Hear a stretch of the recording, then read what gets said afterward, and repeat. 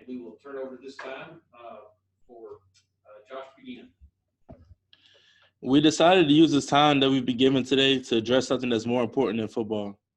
As a Power 5 football team, we come from all different backgrounds, but come together to turn awareness into action.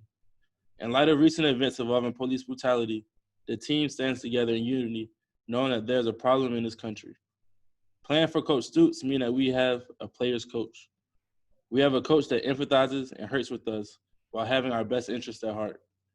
The administration of the university has been great with listening and offering any help that they can. Coach Stoops has made it known that he is for us and against this issue by protesting and giving us this opportunity. Our team has been a prime example of how our community should be. We may have different beliefs or values, but we work together to fight for one goal. We've never had a problem with this team splitting up with this issue because we are a brotherhood, and we know we are more than athletes because on this team we are treated as such. This is how we want others to see us as well. This isn't an issue for just our Black teammates. It's an issue that involves all of our players and should involve all of our fans and community.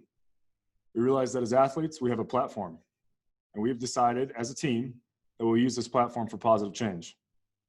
And what does this mean? It means that we're not just going to tweet a hashtag. We plan on continuing our volunteer service, but with an emphasis on youth minorities in the community. We plan on opening dialogue with the Lexington Police and inviting an open conversation.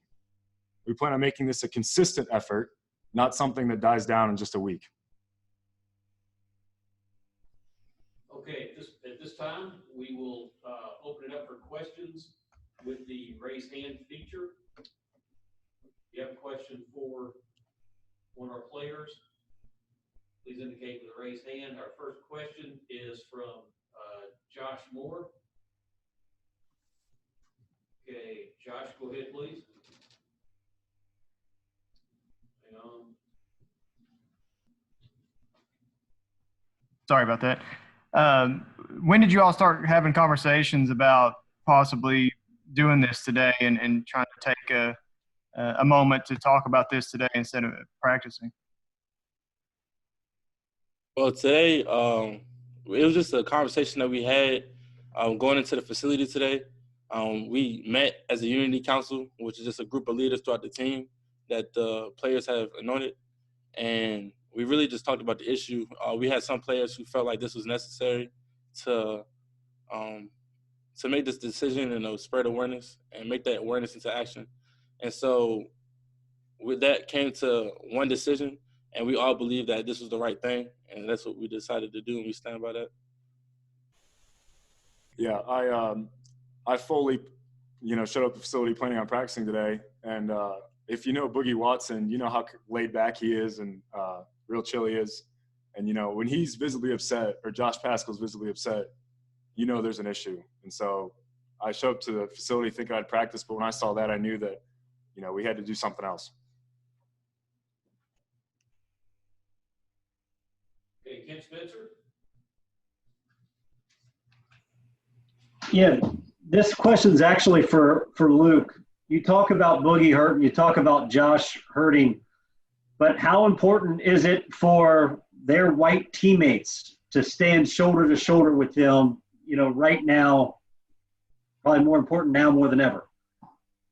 It's incredibly important. And, what I highlighted at the beginning is that this is a human issue, right?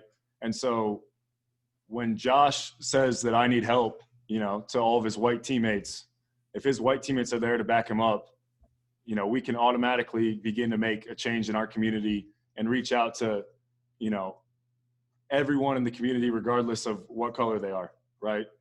And so I think it's almost the most important part that we stand with Josh and the rest of our Black teammates in this issue.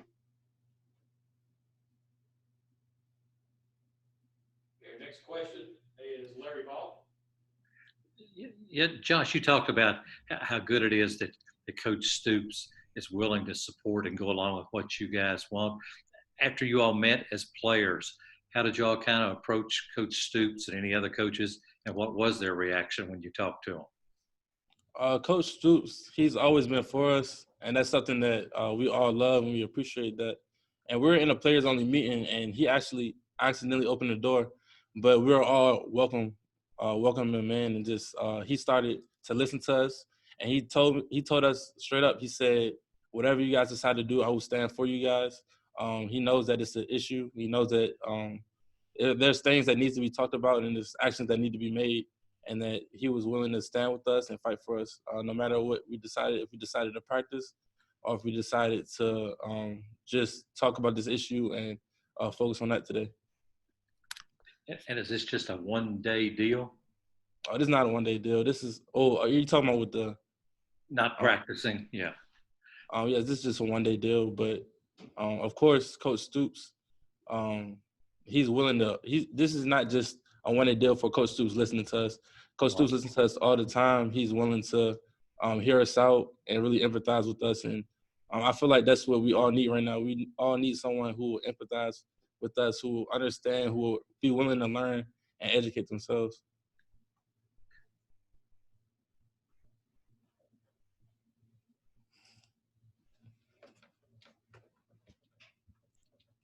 All right, next is Dick Gabriel. Dick?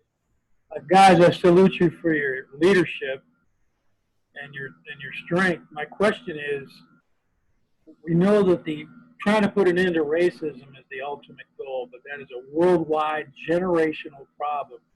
In the immediate terms, what is your tangible goal with this action? That's a great question, and it's definitely one of the biggest criticisms of things like this. And so, what's nice is we have Mitch Barnhart and Eli Capilouto, and we plan on reaching out to youth groups across Lexington. We plan on reaching out to the police and finding out ways that we can communicate and figure out a solution, because it's not a one-sided issue. There's a side to every single story, and we understand that, and we are doing what it takes to get everyone together and discuss that. And we want our tangible solution right now to be to educate our youth, because that's where it's all starts. Like you said, it's a generational problem. We want everyone growing up to be able to embrace differences with other people. We don't want it to be something where, I live here, they don't live here. Why should I care? We want it to be something where everyone is willing to embrace the differences of other people. Thank you.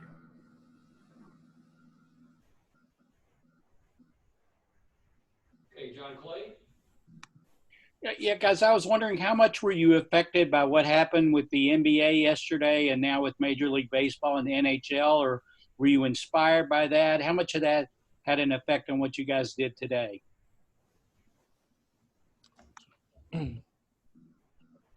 Well, what we saw yesterday with the NBA and the MLB, that was powerful. To be an athlete, that's something that's people look up to, and people see sports as entertainment. And seeing them stand up for what's right and stand up for their people, because majority of the NBA players, they are African American. And so for them to stand up for their people, that meant a lot to see that. And that encouraged me to use my platform to do so too, and encourage our teammates to do the same. And so even with that being said, the NBA, as far as that goes, that is going to be like a stepping stone, I see, or a domino effect, where people are going to get encouragement to do things in the community, to really see this issue as a problem.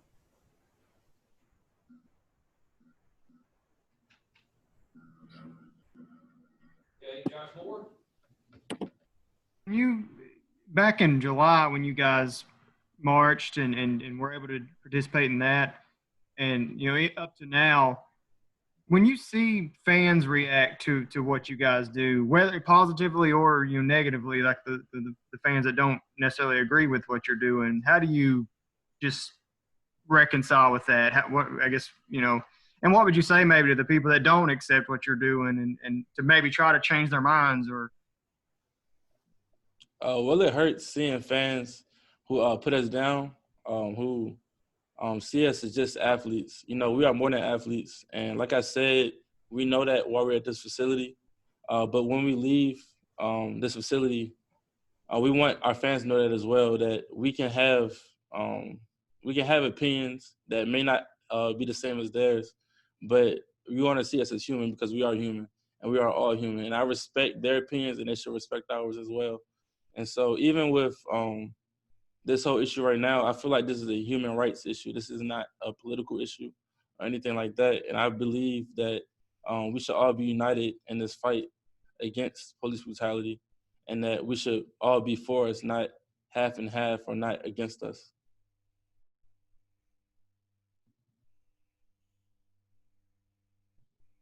All right, Ken Spencer.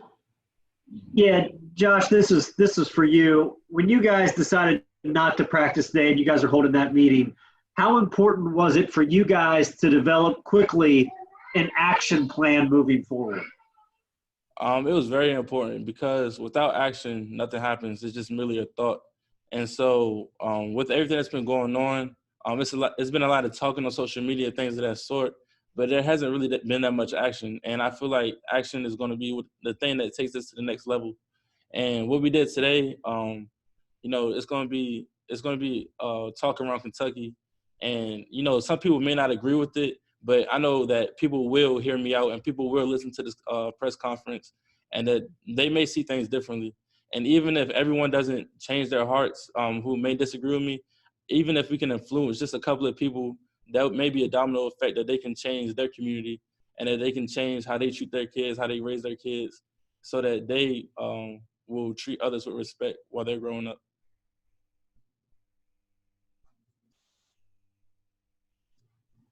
Okay, Gary Graves. This question is for Josh.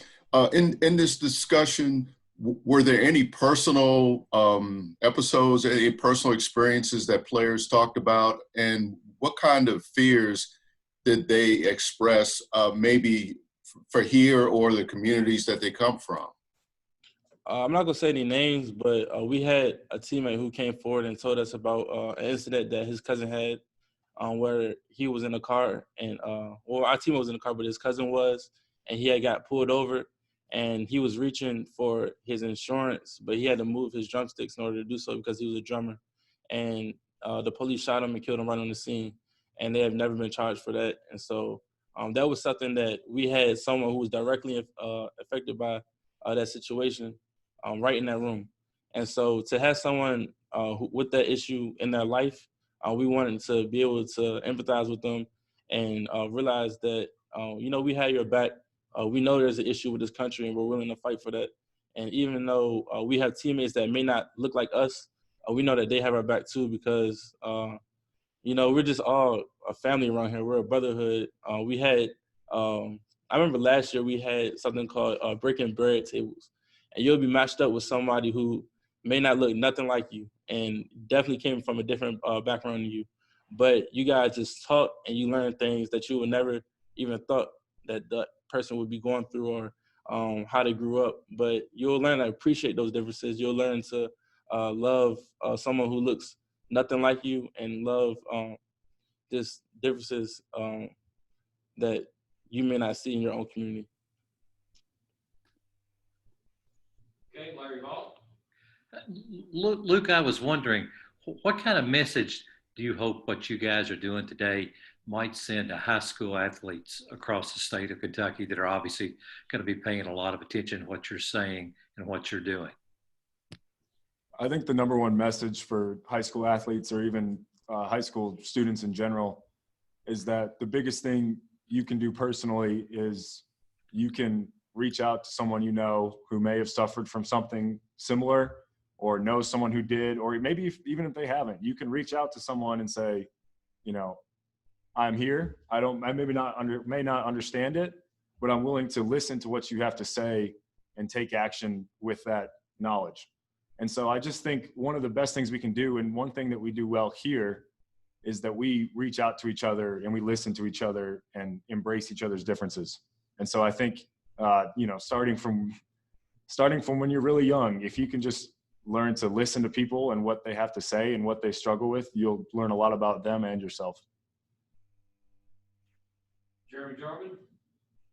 Hey, Josh, you're an out-of-state athlete from the DC area. What has your personal experience been like in the Lexington community? And what can you say about, some of those conversations that you've had with some of your teammates?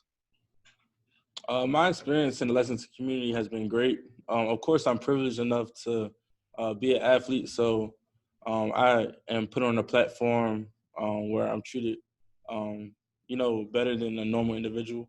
And I realized that, people who see me and they see Joshua Pascal and they see me as a football player. And of course, that's been great being around here and things of that sort. And I know my other teammates as well, they've been treated good being in Lexington and things of that sort.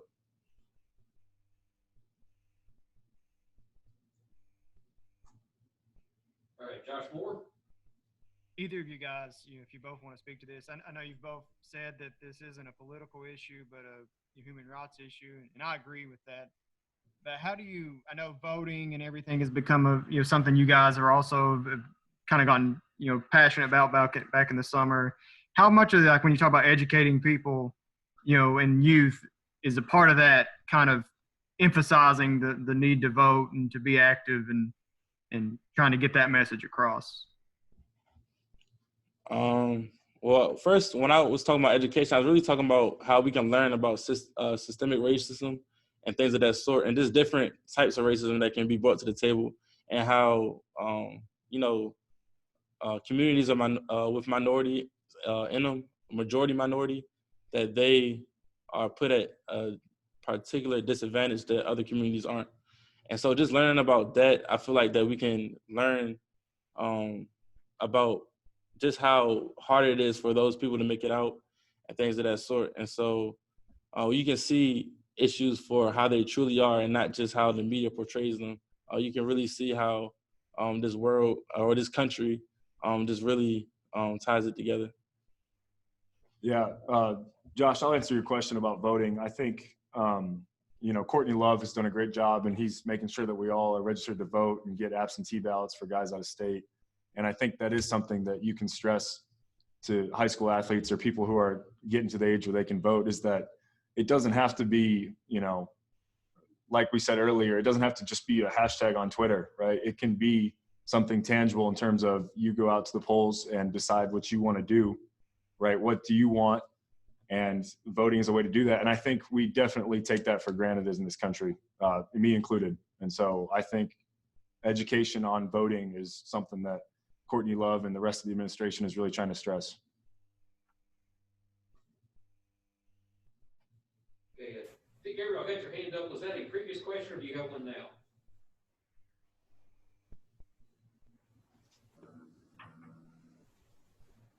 All right, must have been a previous question.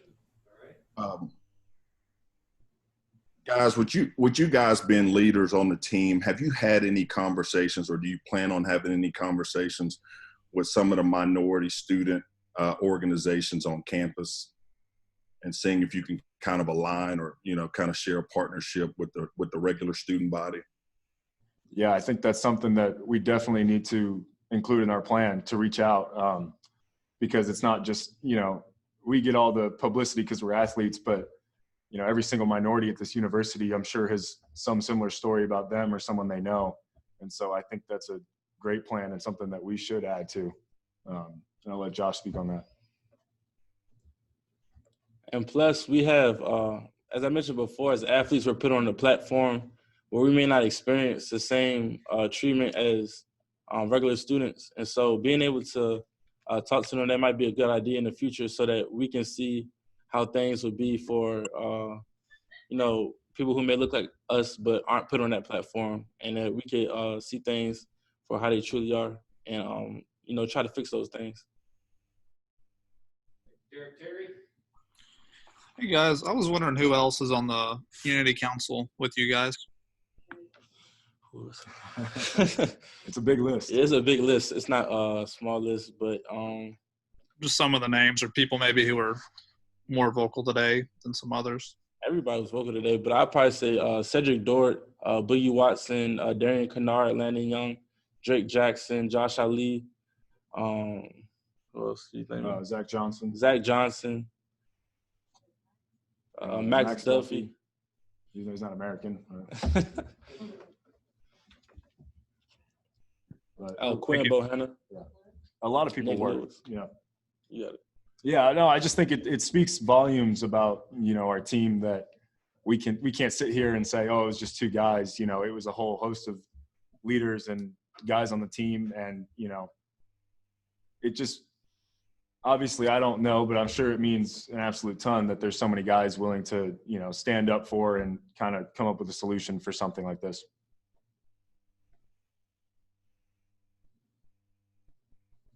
All right, Josh Moore. I'm glad you brought up Max there, guys. When you talk about, because this problem is, something, I don't know that if it's uniquely American, but it's something that is obviously a big issue here. What kind of perspective has he brought to that? That's maybe being an older guy and also from a different country. Yeah, he's definitely brought some interesting perspectives, and he's fun to listen to talk about it because he gets very passionate about it. But I think one of the things that he really brings to the conversation is,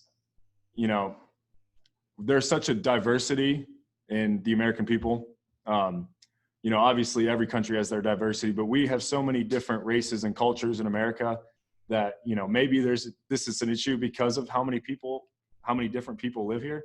And so I think one thing he stresses is that, maybe you're not going to get to know every single different person that lives in the United States, right? But you can make an effort to try and understand every different person that lives in the United States. So I think that's really important.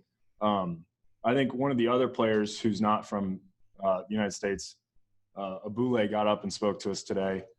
And that was a really cool experience. And he mentioned in the D-line room, so I'll let Josh talk about that, but I think that's important. Yeah, so Abule, he talked about, because he's from Nigeria and his family is still down there.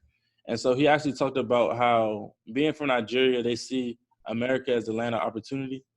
And that when he came here, of course, he was adopted by a white family.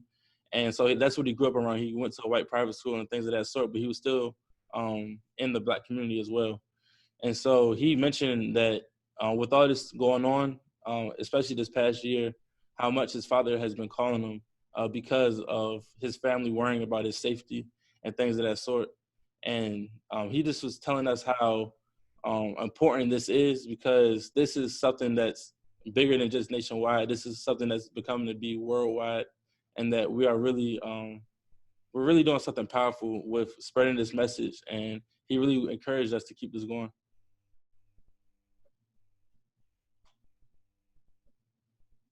Okay, looks like wrap up. I'm still not sure. Big Gabriel, do you have a question? Still have your hand raised up. Do you have one? I do. Both of you guys have used the term platform, and obviously you have that as student athletes. And to follow up on an earlier question from Josh about fan reaction, I'm wondering, as athletes, what has been your reaction prior to today when you've heard mostly professional athletes speak out and people hit them with, well, they just need to worry about playing ball, basically shut up and dribble. I don't know what the equivalent will be for you guys, shut up and play football, but what has been your reaction to that? Because you can relate, obviously, to other athletes, because you know you're going to hear some of that after today. I feel personally that I came from a predominantly white community. I didn't go to school with a bunch of Black people, right? And now that I am surrounded by minorities and people of different cultures every single day, I feel that I've learned a lot. I've learned so much. And I feel that I feel that I'm qualified to speak on this issue, right? I feel that I have the experiences to come out and say what I believe. And you're never going to make everyone happy, and you're never going to please everyone, but everyone, athlete or not, should be entitled to their opinion. And we are, and we feel that we're doing the right thing. And I know it hurts just hearing that, hearing the quote that, that everybody throws at LeBron is shut up and dribble.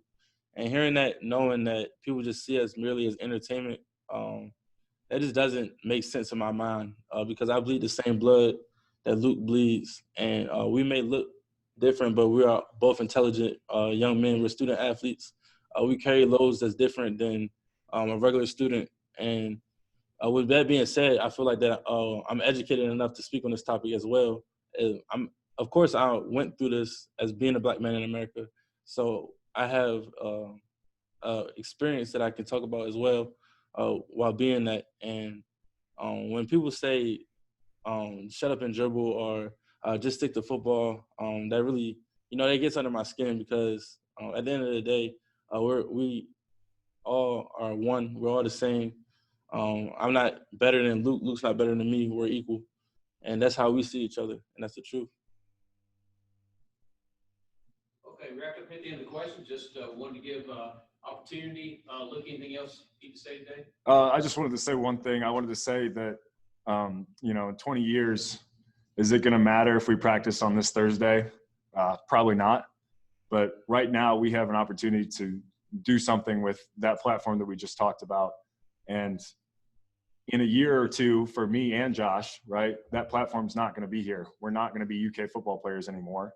And we're still going to have an opinion, but people probably aren't going to listen. So the fact that we have a chance to get our opinions out and what we think is right to all of Kentucky, that's something really special. And we're just trying to capitalize on that.